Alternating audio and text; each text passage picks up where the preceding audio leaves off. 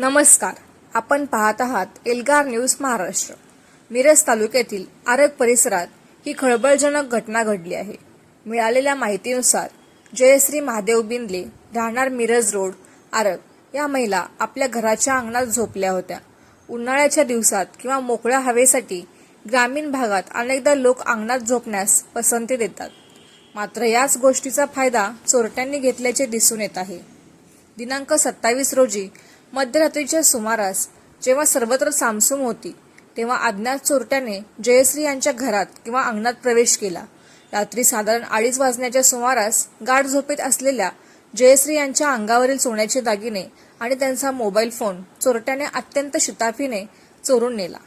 जेव्हा या चोरीचा प्रकार जयश्री यांच्या लक्षात आला तेव्हा त्याने तात्काळ आरडाओरडा केला.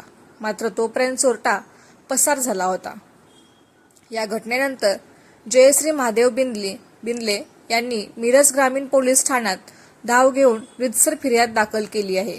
पोलिसांनी या प्रकरणाची गंभीर दखल घेत अज्ञात चोरट्याविरुद्ध गुन्हा दाखल केला असून घटनेचा पंचनामा पूर्ण केला आहे.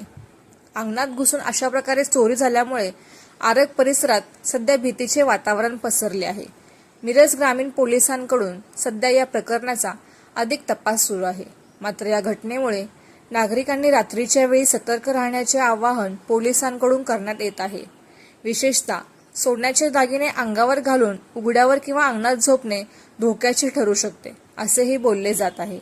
आता या प्रकरणातील चोरट्याला पकडण्याचे मोठे आव्हान पोलिसांसमोर उभे राहिले आहे.